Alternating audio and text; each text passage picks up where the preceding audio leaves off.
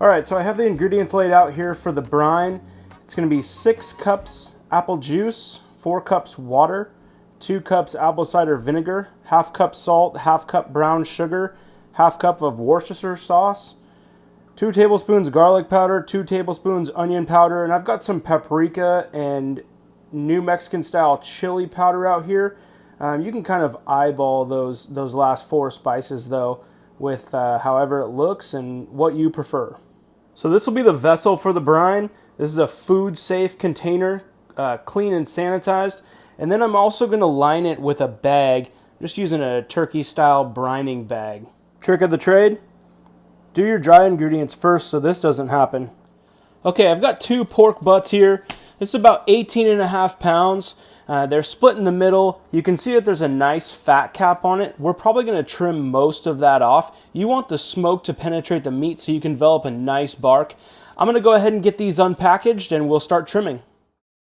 Okay, so you can see that I've taken quite a bit of fat off here, about 1/4 inch. We've taken it down to about to where you can see the meat, that little portion. There is some good intramuscular fat here that we can see that's going to keep the meat nice and moist. Some of this fat will render down into the meat. We really don't want this big portion over there, but we'll go ahead and keep trimming this. Okay, this one on the left here is untrimmed, and this is the finished trimmed product. Okay, so I've placed it in the brine. I've got it completely submerged. We're going to leave it in here for about 12 hours. And then we'll get it injected and on the smoke. Okay, so I've got the pork here. It's been marinating for about 14 hours now. You can see there's some good color on it here from that brine. I reserved some of the liquid and I strained it off in a sieve. And I'm going to go ahead and inject the liquid into the pork, probably about a squirt per pound. So I'm thinking about 10 injections in this. Okay, so I've got the pork injected and rubbed down. I used kind of an all-purpose rub, salt, pepper, garlic, onion, and paprika. You can see I got all sides of it here. This is a bone-in pork shoulder, which is really nice.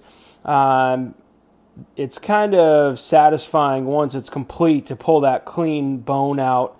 I'll go ahead and get this on the smoke, and we'll see it in about 10 hours. Alright, so we're cooking at 250 today. Let's take a look at the pork here. I just put it on. We've got some good smoke rolling here.